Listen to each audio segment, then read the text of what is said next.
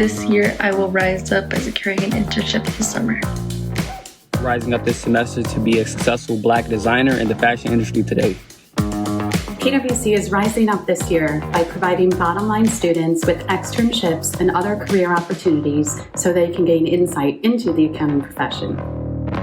This year, I will rise up by helping out as much as I can and putting others first. I will rise up by being the first in my family to attend an HBCU and go to my top college. Allstate and the Allstate Foundation will rise up as champions of inclusive diversity and equity by providing tools and resources that empower all young people to live their hopes and dreams. I will rise up this year by helping my students to find exciting virtual career opportunities. This year, I will rise up by ensuring that my 10 plus seniors graduate this spring.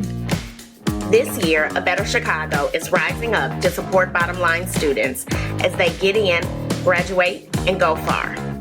This year, I will rise up by fighting for equality for minority groups. Hi, it's Chicago Board Chair John Van Gorp, and I'm rising up to help our students stay in school, get through, and get their degrees so they can change the pattern of their life and their family's life.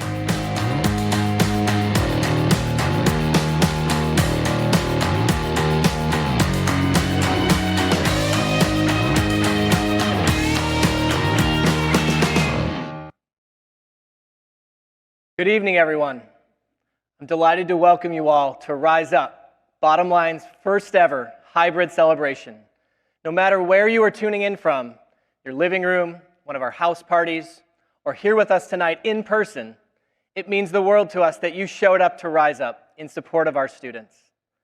Thanks for your belief in the limitless potential of Chicago's first-generation students, especially the more than 200 college graduates who completed our program this last year, including Jaslyn, who you'll hear from in just a moment. I'd also like to extend my heartfelt gratitude to everyone who made tonight possible. Profound thanks to our event chairs, Diane and Alejandro Lingoria, for your unbelievable leadership and generous support, not just with tonight's celebration, but over many years. And to all of our event committee members for your thoughtful advice and support. Thanks to Mayor Lightfoot for serving as our honorary chair and recognizing the importance of our work in Chicago. Thanks to our lead sponsors, Allstate, Group 1001, and the Kenneth Griffin Charitable Fund for investing in the next generation of diverse leaders for our city. I also want to take a minute to express my gratitude to all of our board members, many of them with us tonight, especially our board chair, John Van Gorp, for their steadfast leadership and unwavering support for our team and students throughout this difficult time. And finally, I want to offer a special shout out to all of the Bottom Line Dream Team tuning in, for their agility and persistence in finding new ways to show up for our students and one another in this virtual environment.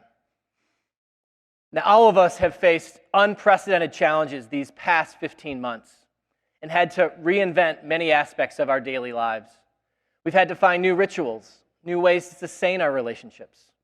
And amidst all the uncertainty and disruptions caused by this pandemic, I find myself continuing to reflect back on how authentic relationships are really at the heart of what has helped me push through the darkest and most difficult moments of the past year. The pandemic has really been a powerful reminder for all of us that the depth and breadth of relationships Bottom Line has built up over many years with our students and team, board members, emerging leaders and leadership council members, university, corporate, and philanthropic partners. These all fueled our hope and resilience in the face of adversity. Though we frequently talk about relationships as foundational to our program, I definitely took many of them for granted before this experience. And I'm convinced that authentic relationships have truly made the difference in staying resilient. They forced me to learn to ask for help, accept my limits, and embrace the uncertainty in ways I could never have imagined. As we all know, this past year has been especially challenging for Bottom Line students, for their families, and for communities of color across our city and country. This year of racial reckoning has pushed Bottom Line to reflect even more deeply about what our students need to succeed in light of all that has happened. This led us to formalize a new partnership with the world's largest online counseling platform to provide free mental health support services for our students.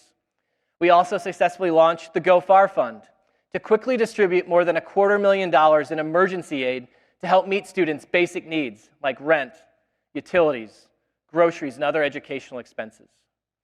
And tonight, I am thrilled to announce the launch of another program innovation, one with the potential to broaden our program's impact to thousands more CPS students as they navigate their way to and through college.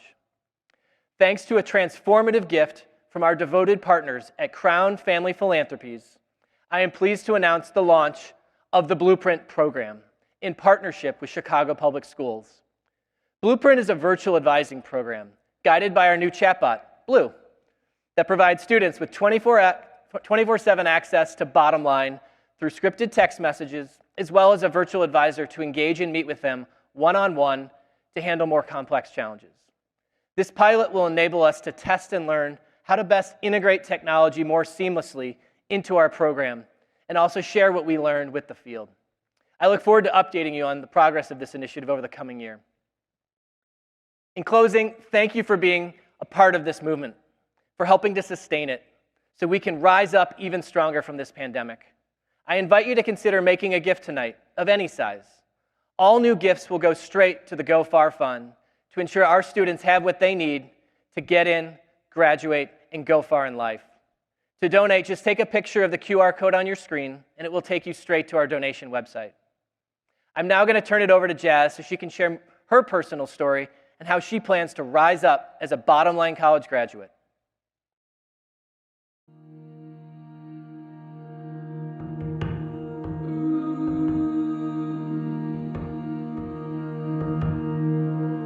My name is Jaslyn. I go by Jazz. I'm studying criminology, law, and justice at the University of Illinois at Chicago.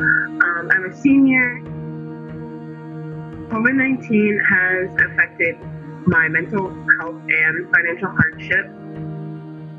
I felt really isolated away from the world and detached.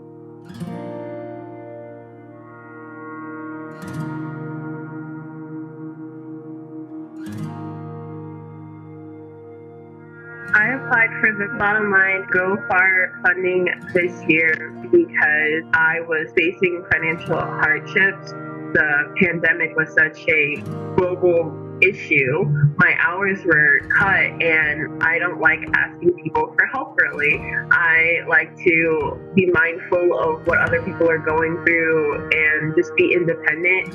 And the pandemic had shed light on the fact that sometimes you do have to, ask for help. Thankfully, Bottom Line had this funding to be able to help students like myself, and it made sure that I had enough for my tuition, housing, any other fees, books. I'm on track, so I will be graduating. What I plan to do is continue my internship with this family law firm I'm with right now. I'm also applying to a short pre-law program so I can see if law school is really where I want to go. After that, I'll be taking the LSAT, so fingers crossed I do well. Bottom Line has been an amazing help for me, a student who didn't really know anything about college, and I was happy to be able to have an extra resource outside of school and have a one-on-one personal relationship with my Bottom Line advisor and the other advisors. My Bottom Line advisor is amazing. I absolutely love her. Nothing but helpful, sweet, awesome to talk to. She became more than just an advisor to me. I feel like we are more of on a friendship level at this point. I am very thankful for my Bottom Line advisor. One way I plan to rise up this year is take a look at who I was when I graduated later in the future and see how much I've grown as a person. I want to be able to handle any kind of situation I'm thrown into. I also want to make sure that I'm not as hard on myself either. So if someone says, no to me, that's okay. It just wasn't meant for me. There are plenty of opportunities, and there is definitely more people who are willing to say yes to me than no.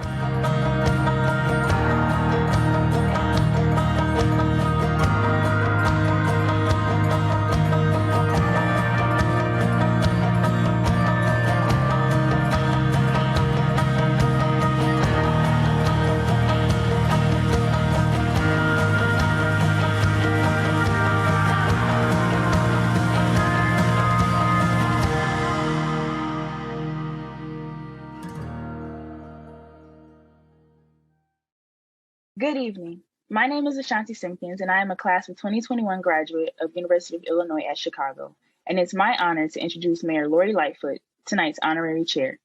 As a political science major with a concentration in law and courts, I was excited to have the opportunity to recently talk to Mayor Lori Lightfoot about how she has risen up in the past year. I was also able to get some advice from her as I begin my new chapter as a recent college graduate. Mayor Lightfoot has been able to rise up in many aspects of her life. As a young girl, she faced many challenges, but was able to rise up for her family and for herself. She rose up as the mayor of Chicago while in the midst of a global pandemic and is working to help Chicago and its residents rise up together to work against the consequences of the virus. As a young student and professional, Mayor Lightfoot's ambitions and passion for helping people led her on a journey where she found herself in many different roles. Along the way, she leaned on mentors in all aspects of her life to help her grow. With the help of a supportive family, friends, and colleagues, Mayor Lightfoot was able to build a foundation of skills that empower her to do one of the things she loves the most as the mayor of Chicago, see the result of her effort in the people of the city. Her biggest piece of advice to me as I embark on my next chapter was to not be afraid to take risks. She told me that being afraid of failure holds you back from reaching for experiences that can help you grow. And as I and other grads continue to rise up in our communities, I plan to heed this advice. Without any further ado, it is my honor to introduce Mayor Lori Lightfoot, the honorary chair of this year's Rise Up celebration. Good evening, everyone.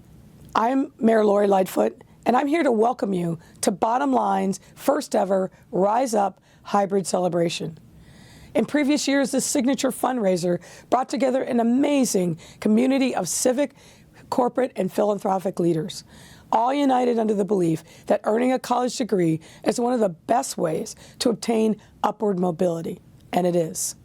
It's in that same spirit that we're here tonight to rise up in support of the more than 1,500 Bottom Line students who have demonstrated incredible resilience, commitment, and grit during the pandemic to pursue their dream of becoming the first person in their family to earn a college degree. I had the pleasure of talking to one of Bottom Line students, Ashanti Simpkins, just last month. During our conversation, we talked a lot about the importance of taking risks, learning from failure, and persevering through difficult situations to achieve success and leave a positive impact on this world. And that's just what Ashanti and the rest of her Bottom Line peers have done. Despite the challenges presented by the pandemic, these students showed us what it takes to show up, rise up, and push forward. So I want to give a huge congratulations to Bottom Line's class of 2020 and 2021 and applaud Bottom Line's advisors for their tenacity and deep commitment to supporting students in their time of need. So thank you all. Please be safe. It's now my pleasure to introduce tonight's honorees, John Rogers Jr. and Arnie Duncan.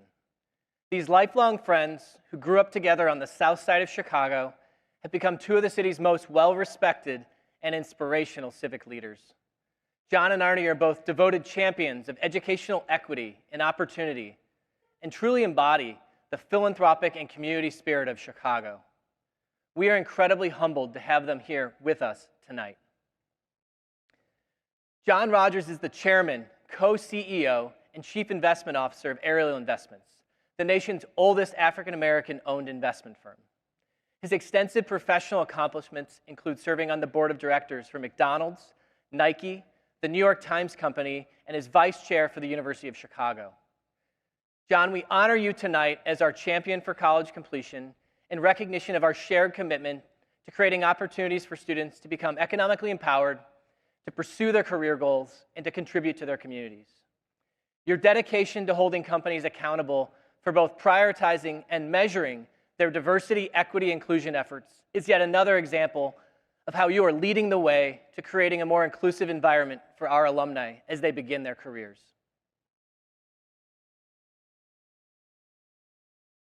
Thanks, John. Thank you for being here.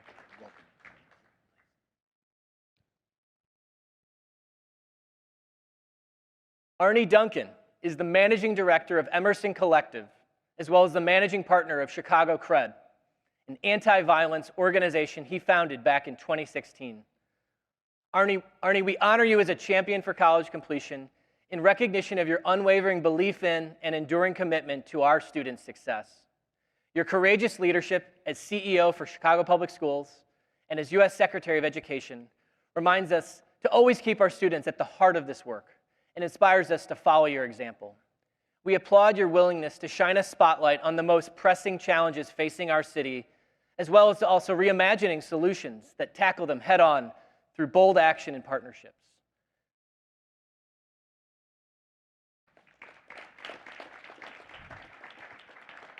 Thank you so much. Good to see you. Really appreciate it. Thanks. Thank you both again for participating in this fireside chat this evening, for helping us celebrate our students and alumni for rising up during the past year.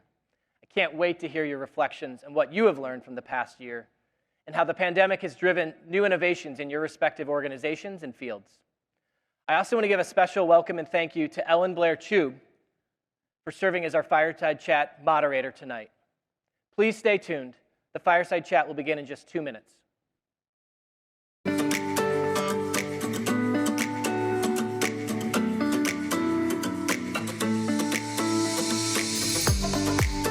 I rise up. For me, for my future. For my family. I persist. Through the hard times. To the hard work times. To the height of my times. I resist the urge to quit. I put in my all.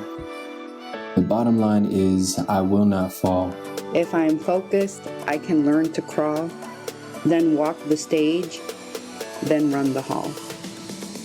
I am rising. Up for justice. Up the ladder. Up because this world is bigger with me in it, and better off if I begin it. My friends will wonder how I win it. I point them to just how I did it. The bottom line is I rise myself with guidance and a little help. So don't pretend or show surprise when through adversity to certainty to certain university. I land the role seen in my eyes. Don't worry, I got this. I rise.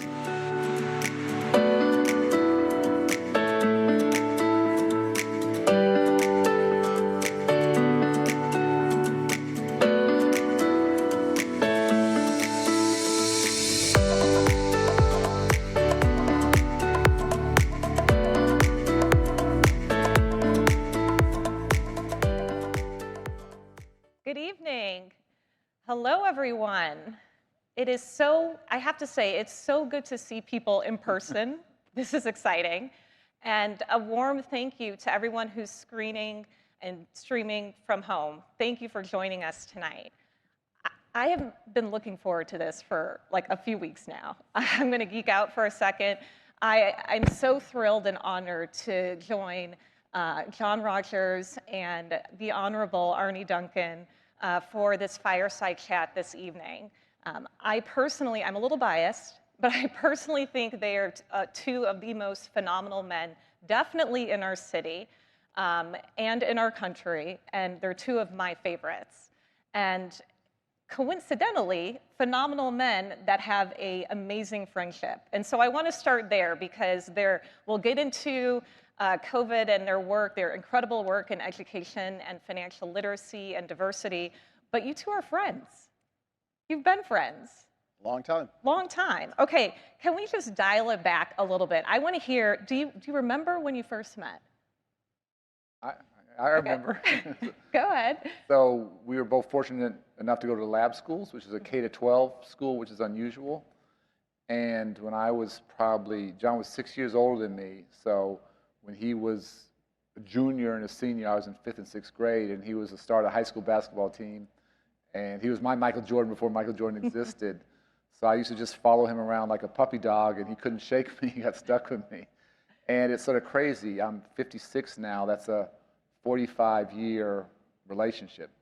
And there literally is not a single life decision I've made ever that I didn't get John's advice and input. And we talk every week, sometimes a couple times a week. And it's, I think, think about the mentoring here. I was lucky enough to have two great parents and have a strong household. I just know what an unbelievable impact he's had on my life at everything, personally, professionally, and for kids that aren't lucky enough to have two parents at home, how much that mentorship and support and having role models like John in front of you, it's changed my life. So John, what did you think of your puppy dog following you around? What did you think of Arnie? Well, a couple things. I can remember that Arnie was really someone special at in those early years. I would see him at the gym, and the way he played, he was so intentional. He was working so hard to be a good player, and he was all about winning. It wasn't about his personal statistics or how he looked, but he always wanted to make the team win, help the team win. So I saw that in Arnie at an early age. And then being in the Hyde Park community, I would often try to get into the Bartlett Gymnasium as part of the University of Chicago campus. And when you'd sneak in and you get a chance to play, and Arnie would be playing there with his mom and his sister. And it was so unusual to see like the family there playing and to see the mom actually out on the court in the pickup games. But again, you got a chance to see their personalities and what a unique family it was.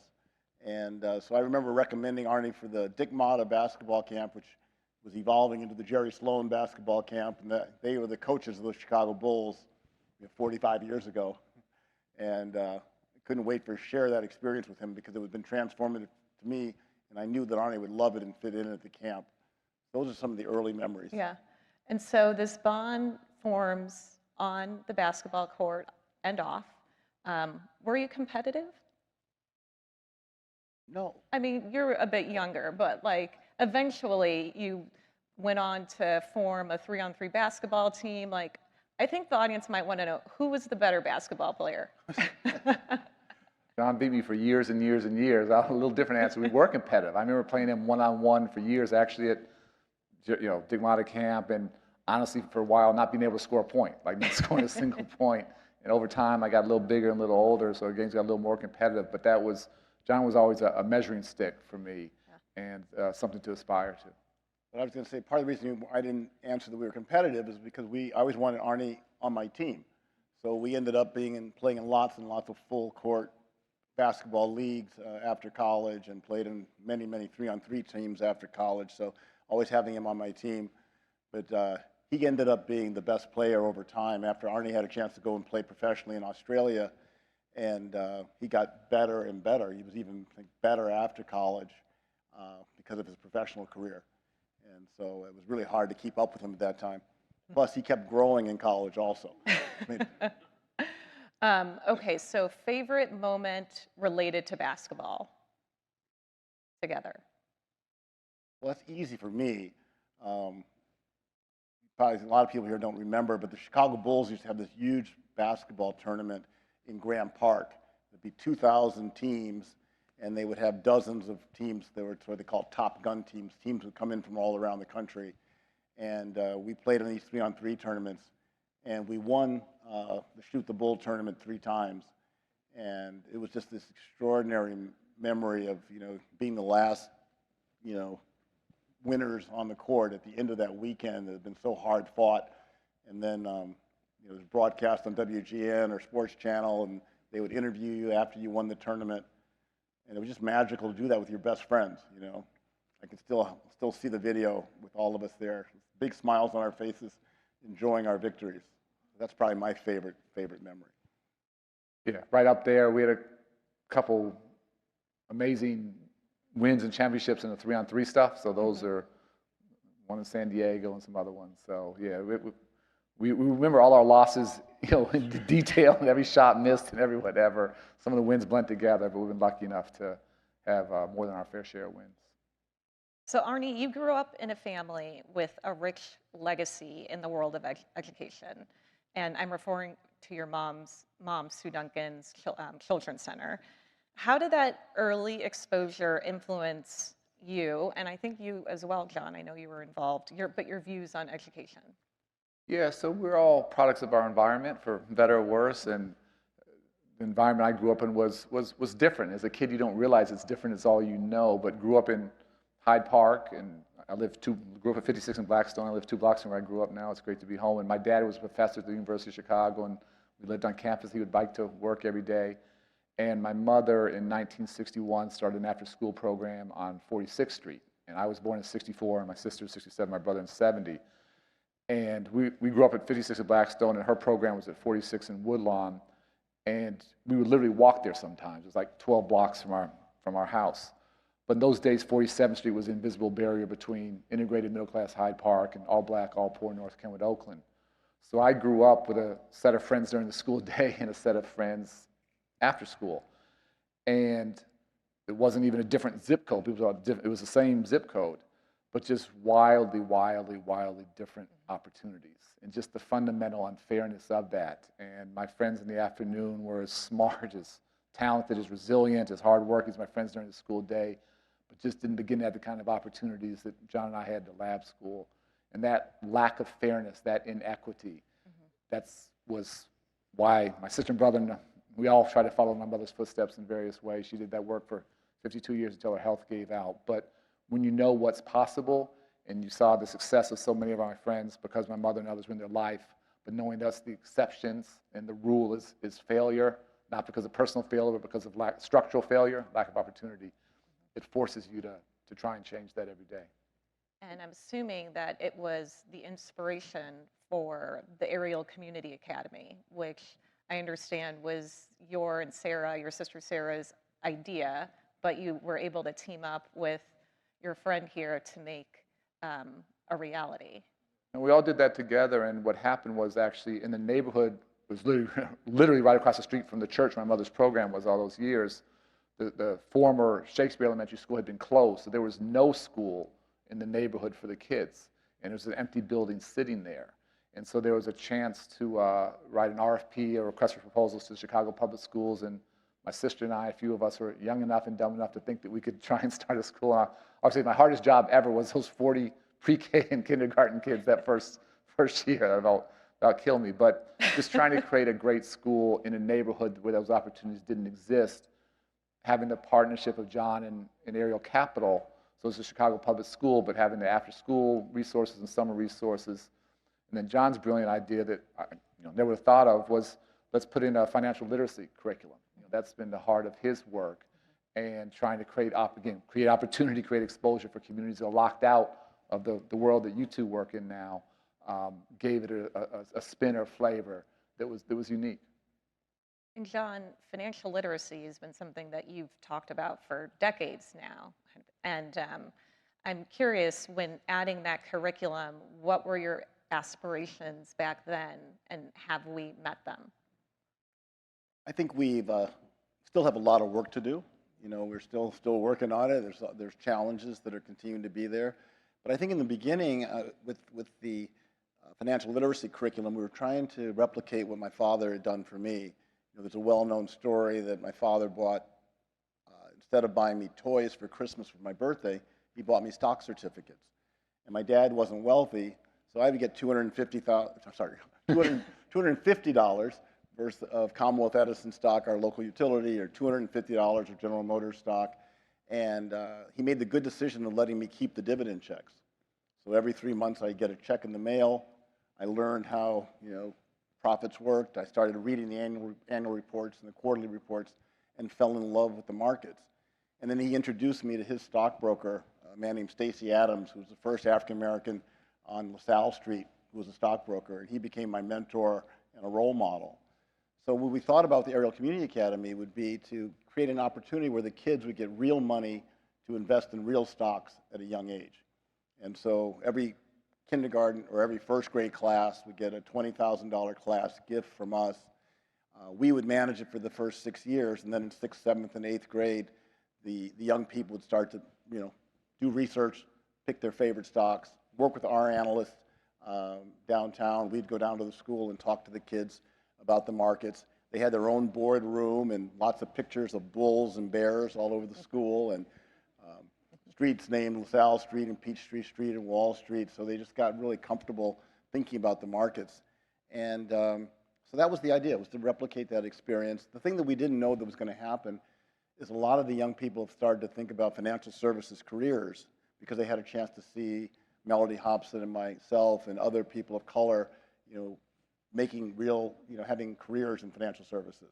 So that was something that was a real benefit. Mm-hmm. And the other thing we didn't see is a lot of the kids took their learnings home and helped become the educators of their parents and their extended family about the importance of saving and investing and how the magic of compound interest works. And how you could grow your portfolios over time, which is really at the heart of it. Starting in first grade to see that $20,000 grow to $50,000 or $60,000, it was something that hopefully would sink into the kids the power of thinking long term when it comes to investing. So that's really worked well, that part. Yeah. And we've had several of the kids work at Ariel full time or summer interns and further their careers that way. Well, it's interesting. I'm going to circle back to that, the careers in financial services and parts of our economy that are growing. But I'm going to have one more question for Arnie. I'll say one last thing too. We've had several young people go to the University of Chicago Laboratory School, and that's been really cool to see the kids leave Ariel in 8th grade and have the kind of experience that Arnie talked about of what a magical place the lab school is.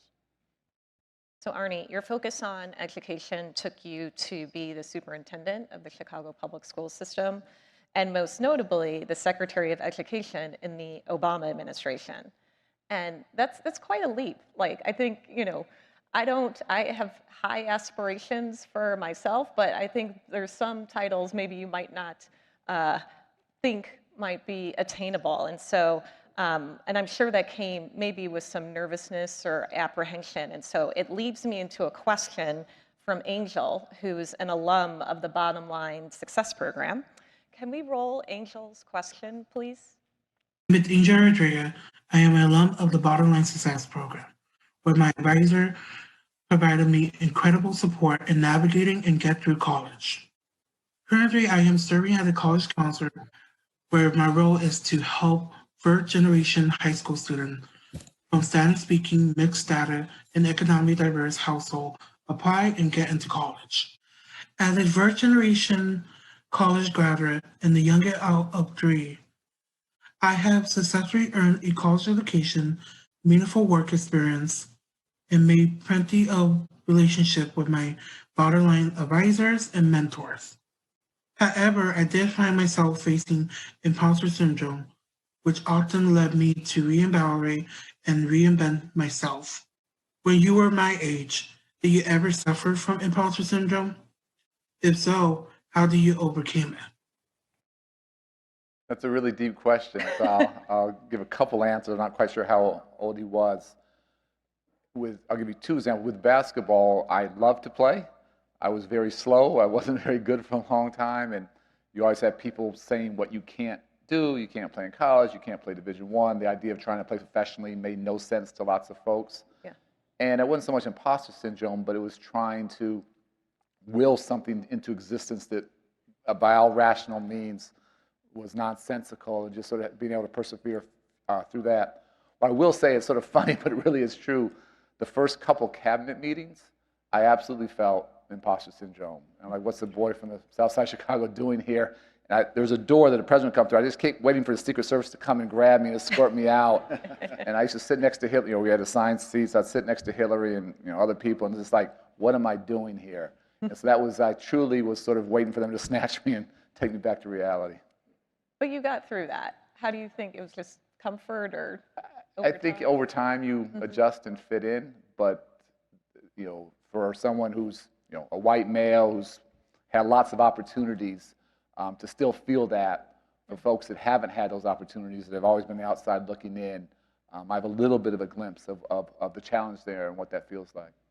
Well, and I think it requires, the discipline, but also the resilience that I think all of us have had just a crash course in this past year, and is the theme of tonight's event, Rise Up. And so everyone kind of had to persevere through this global pandemic, and I want to commend and celebrate our students and advisors in the audience and that are streaming online for their resilience and for making it through. And so I'm curious, how did the 2 of you manage through the last year?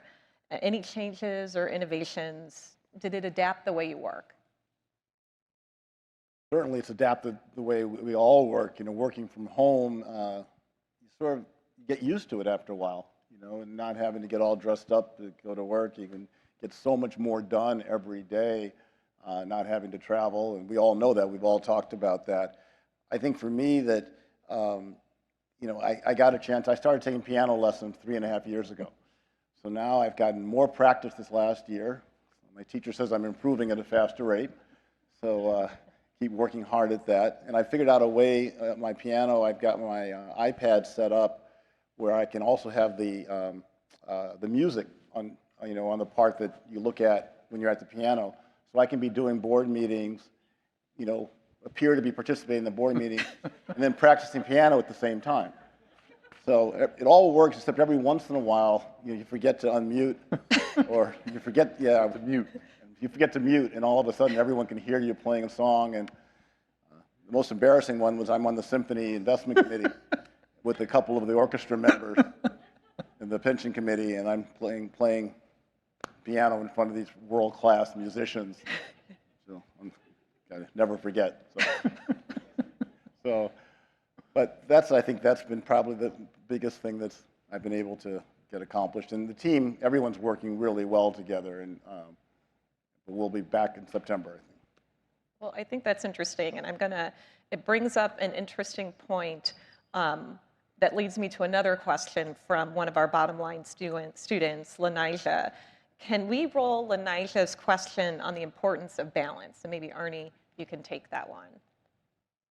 I'm Lanija, and I live on the west side of Chicago in the Little Italy neighborhood. And I am currently a senior at UIC College Prep and will be attending U of I in the fall, majoring in psychology. During this past year, I've been a bottom line access student, which pretty much means that I've had an advisor in the very beginning who has helped me through college applications and also the many steps in determining the best college option for me. As a student, I've had firsthand experience with the transition from in-class learning to e-learning.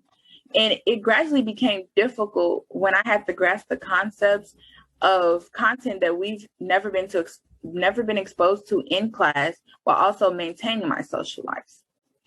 When I spoke to my advisory teacher about the difficulty I was having, she suggested that we add to the curriculum balance in social life, mental health, and schoolwork. What are your thoughts on the importance of balance? Is this something that you've also worked on in this past year? They're all phenomenal questions. I'll just say that, and this goes back to my mother's program, and whether it's CPS or in DC, I just tried to take to scale lessons I learned at 46 in Greenwood. But she always said that when every kid would come in the afternoon, she would immediately feed them. And she would always say that you can't learn if your stomach's growling. And whether it's food, whether it's dealing with trauma or dealing with fear or dealing with bullying, that social emotional stuff, for me, that's not extra. That's the foundation. And if those things aren't there, you can't talk about algebra, trig, and biology and AP physics and going to college. So now more than ever before, people are recognizing that and understanding that. Social emotional learning, there are lots of names for it. But young people dealt with a lot of trauma before the pandemic. They dealt with a lot of trauma during the pandemic. They dealt with a lot of trauma post-George Floyd. I'm being very honest, they dealt with a lot of trauma with the previous administration in Washington. And to not address that, we just do our kids an extraordinary disservice. So it's, again, it's not extra, it's not extracurricular, it's the foundation upon which the academic house is built. I completely agree.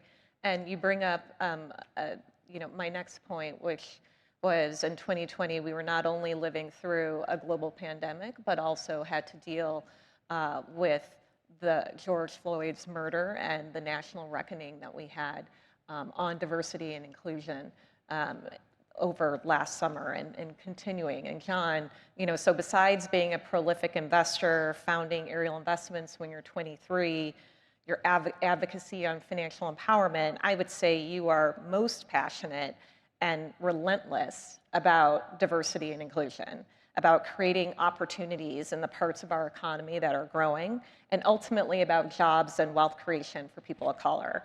And so for me, we've had this issue has been kind of front and center for you this past week when we consider your family history with the 100th anniversary of the Tulsa Race Massacre. Can you tell us, I just want to first start with that, your family's history in Greenwood, Oklahoma, and how this influenced your journey and passion for wealth creation in the Black community? Well, thank you for bringing that up. It has been an emotional week and inspiring week.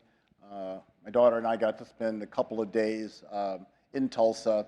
Got to speak actually together. We did a panel together, a father-daughter panel, which was really something that was very memorable.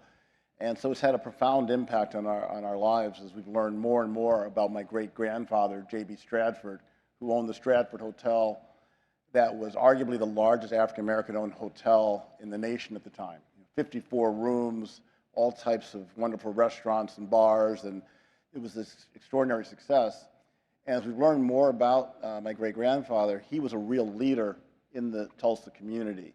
He was someone who was very outspoken around economic justice, fighting Jim Crow, creating litigation to fight for fairness for African-Americans at that time in Tulsa. So after the Tulsa massacre occurred and his hotel was burned down and he lost everything, he was indicted and accused of being one of the people who incited the riot, which is a completely false premise.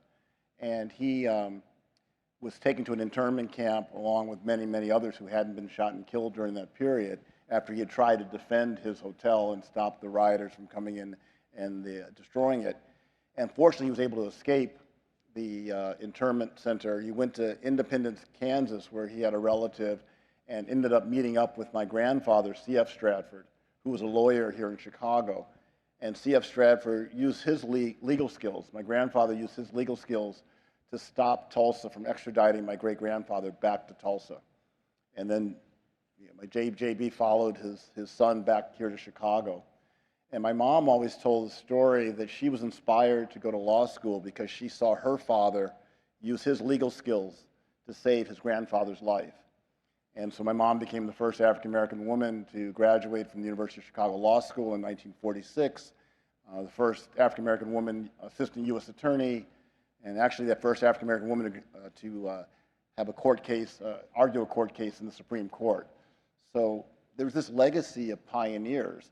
My grandfather actually helped start 2 black bar associations and helped put together the arguments for Hansberry versus Lee, which is a case that got to the Supreme Court that outlawed restrictive covenants here in Chicago. So as I get older and older, I really appreciate that it's kind of in my DNA of folks who are fighting for fairness and were willing to speak up and speak out, to be sort of the spirit of John Lewis. You know, when people see something that's not fair and not right, you have a responsibility to get in the way and make good trouble. So I understand that it's had a real impact on my life, the kind of family that I've come from. Mm-hmm. And I have to say that my mom's legacy not only has impacted my daughter tremendously, but also Melody Hobson, our co-CEO at Ariel, because Melody had a chance to see my mom early on. And I think my mom helped teach her the importance of joining corporate boards and trying to make a difference within the boardroom. And so it's just nice to see the extended impact that J.B. Stratford's leadership has provided for our family. And that legacy has continued because you have spent decades working and pushing for that economic equity, making sure our companies and museums and nonprofits are living up to their commitments and creating those opportunities. And I know both of you have talked extensively about this and have worked on this, and that's having those conversations in the boardroom with your peers, with your colleagues. It's not always an easy conversation to have. And I think that relates to a second question from Lanija on building unity around these topics. And so can we roll Lanija's second question? High school would be the first place where we begin having difficult discussions about topics that not many people want to talk about. And my involvement in Black Student Union was also another form of exposure to other people of color and their history and what they endure on a day-to-day basis. COVID-19 was able to start conversations in society that we've been avoiding. COVID-19 also exposed the injustices that exist for other people of color and made us confront the issue head on. In your perspective, what do you think we as a community can do to unify and conquer and begin the journey of bettering everyone's life? I guess I'll start and just say that, you know, one of the things that Dr. King often talked about was that progressive white Americans deplore prejudice but accept or ignore economic injustice. So many of the crises that we have that confront our urban communities are because of the lack of economic opportunities, the lack of wealth, and how the wealth gap in this country has gotten larger and larger and larger.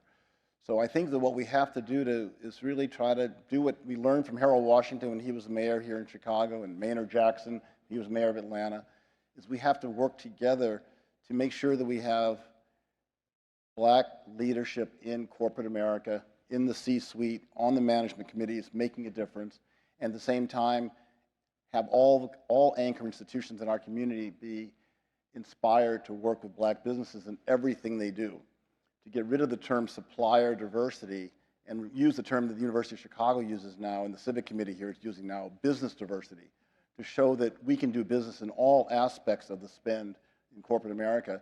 And most importantly, again, getting away from the supply chain, but into the parts of the economy where the wealth's created today. Professional services, financial services, technology, media, and often those are the areas where we've been most locked out of, where really that's where we most need to be included, because again, that's where the 21st century economy is moving toward. So that's what I try to push for, and I think if all of us can be on message, all of us that have been privileged to be in leadership roles, and fight for economic justice, make sure that all economic opportunities are being spread around fairly, we'll be a much better off urban community as the years go on. Ernie, any closing thoughts on building Yeah, I unity? think so many tough lessons from this past year, but I think the one thing, or one of the many lessons COVID taught us is how interconnected we are. That if I'm healthy but my neighbor's family's not healthy, none of us are safe. And if he's healthy and my family's sick, we're not safe, and we just have to do a much better job of taking care of each other. And here in Chicago, obviously laser focus on the south and west sides, but I went to DC, had never been to a Native American reservation, spending time in those communities. I thought I knew poverty and issues, and here in Chicago it's a whole different level. McDowell County, West Virginia, 5 generations of families working in coal mines, and those jobs go away, white families, and just devastation. I go to Haiti a couple times a year now to work there, and we just have to all understand how interconnected we are, and we can't be safe, we can't be happy until everybody's in a better place. I think that is an amazing place to leave this. Ernie, John, thank you both so much for your leadership and for your wisdom tonight. This was really fun. I think you both are incredible, and I am honored to be here to moderate and to be a part of celebrating both of you and all of our Bottom Line community tonight. So thank you.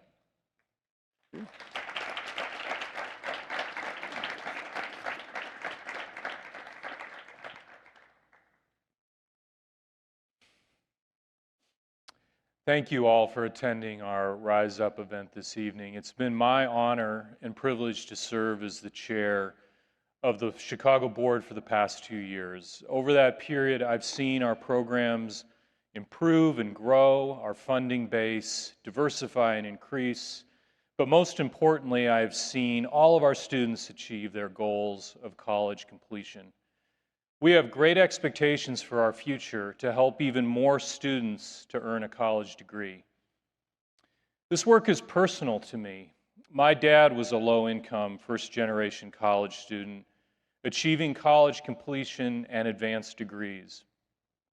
His parents had only a 6th grade education.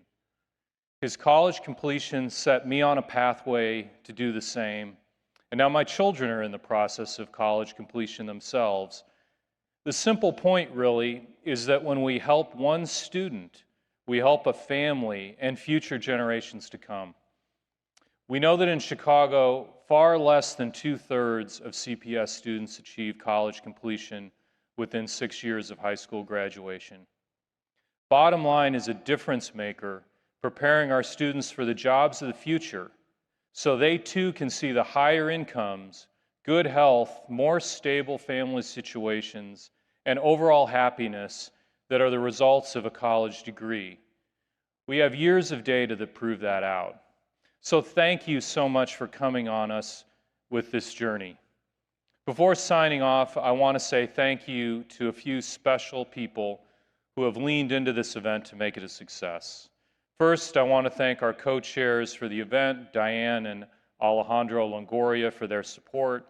I also want to thank Martha Khanna and John Skinner for their work to organize the event and to mobilize the necessary resources to pull it off in a pandemic environment. And finally, I want to thank Chris Broughton, our executive director, for his tireless work on behalf of the organization. and all of the Bottom Line Chicago staff for their devotion to our students. Your work is so very meaningful and deeply appreciated. I hope you've been personally motivated by the stories that you've heard tonight. We are doing good work in our community, furthering the goals of equity and inclusion and making Chicago a better place.